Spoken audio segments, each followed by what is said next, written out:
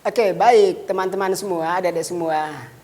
Assalamualaikum warahmatullahi wabarakatuh. Waalaikumsalam warahmatullahi wabarakatuh. Selamat pagi, salam sejahtera buat kita semua. Pagi luar biasa. Oke, baik.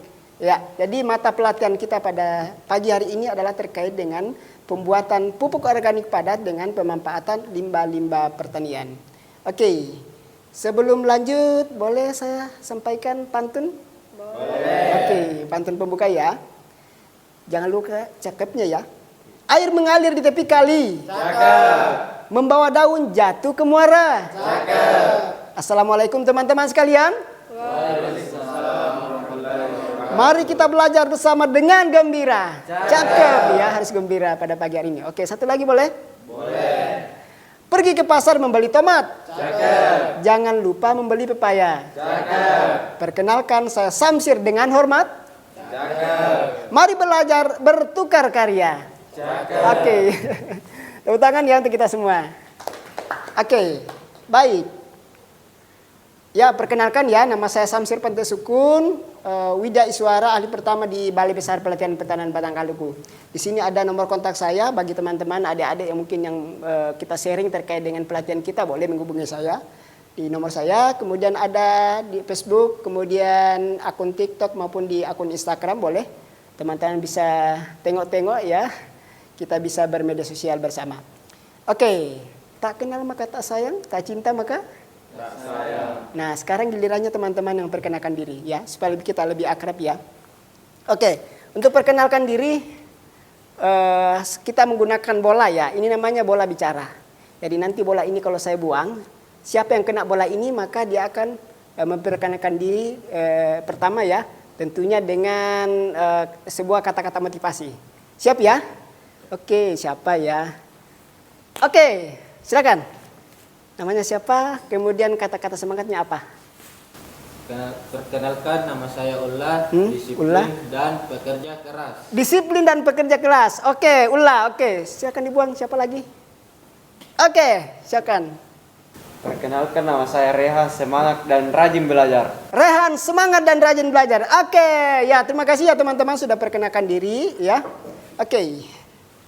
Ya, kita lanjut ya materi kita.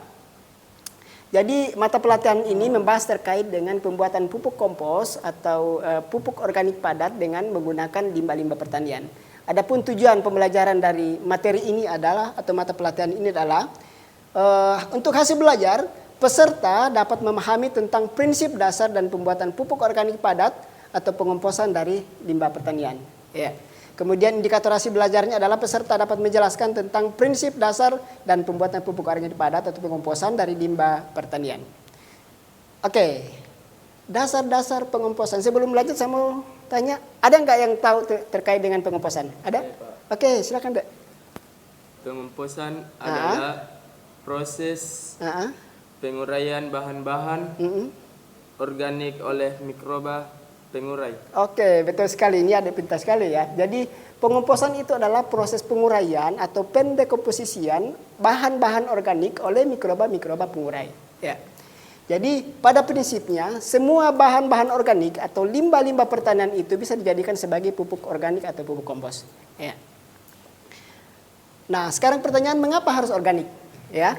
Yang pertama adalah untuk memperbaiki kandungan seorganik tanah yang semakin menurun. Ya, teman-teman semua, adik-adik sekalian, kita paham ya bahwa di beberapa dekade terakhir ini penggunaan pupuk kimia oleh para petani semakin intensif, menyebabkan petani itu semakin ketergantungan terhadap pupuk kimia. Padahal penggunaan pupuk kimia secara berlebihan itu menimbulkan banyak masalah. Di antaranya adalah penurunan kesuburan tanah, ya, dan itulah menyebabkan kandungan atau tekstur tanah menjadi padat, kemudian struktur tanah menjadi kurang baik, ya, diakibatkan karena seorganik atau kandungan karbon organik tanah itu semakin menurun.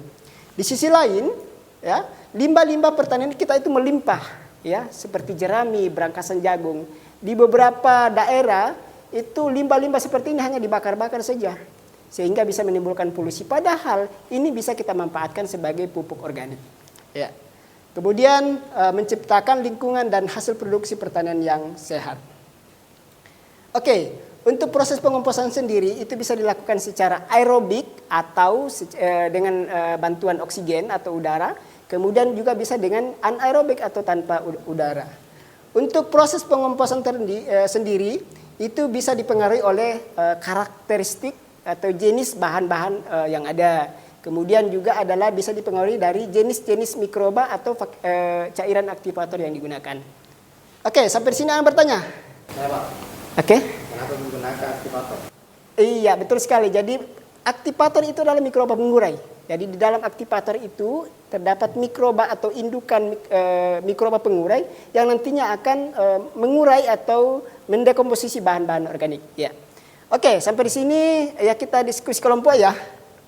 Oke, untuk kita bagi dua kelompok ya. Untuk kelompok 1 membahas terkait dengan faktor-faktor yang mempengaruhi proses pengomposan. Kemudian untuk kelompok 2 nanti akan menjelaskan tentang bahan-bahan atau limbah pertanian yang dapat dibuatkan pupuk kompos serta alat-alat apa saja yang dapat digunakan. Jadi kita untuk kelompok 1 silakan bergabung dan kelompok 2. Oke, saya kasih waktu 5 menit ya. Oke, cukup. Oke, siapa yang akan memberi? Oke, silakan Dek. Ya, hasil diskusi dari kelompok 1. Jawabannya. Saya akan menyampaikan hasil diskusi kami dari kelompok 1. Adapun faktor-faktor yang mempengaruhi proses pengomposan adalah jenis dan kualitas bahan organik, temperatur, kelembaban, dan nama pengomposan. Oke, terima kasih ya kelompok 1. Kita kasih aplaus dulu untuk kelompok 1 ya. Oke, begitu ya. Oke, silakan duduk. Silakan duduk. Oke. Ya, jadi betul sekali ya apa yang tadi disampaikan oleh kelompok 1 ya. Jadi faktor-faktor yang mempengaruhi proses pengomposan itu ada perbandingan karbon nitrogen, kemudian ada temperatur, ada aerasi, porositas, kemudian kandungan hara, dan tentunya lama pengomposan. Untuk bahan-bahan penggunaan pupuk kompos sendiri, ada kohe, ada limbah pertanian, kemudian ada arang sekam, dedak halus, serbuk gergaji, kemudian ada tetes tebu ya atau molasses, aktivator, dan juga kapur dolomit. Untuk masing-masing bahan ini sebenarnya punya fungsi masing-masing ya. Kalau untuk tetes tebu sendiri sebenarnya itu adalah untuk mengaktifkan mikroba yang ada di aktivator itu sendiri. Oke, kemudian alat-alat yang digunakan ya untuk skala besar bisa menggunakan rumah kompos, bak fermentasi, kemudian bisa menggunakan mesin pencaca. Kalau tidak menggunakan mesin bisa juga secara manual ya, menggunakan parang atau mungkin pisau untuk mengecilkan partikel-partikel bahan-bahan yang ada. Kemudian tentunya diharapkan juga menggunakan K3 ya, menggunakan helm, masker, kemudian juga sarung tangan ya, seperti itu. Oke, saya akan tampilkan tutorial singkat ya terkait dengan proses pembuatan pupuk kompos menggunakan limbah-limbah pertanian secara singkat. Baik, untuk proses selanjutnya adalah kita akan mencampurkan bahan-bahan pengurai yang terdiri dari air 10 liter, kemudian H4 10 cc.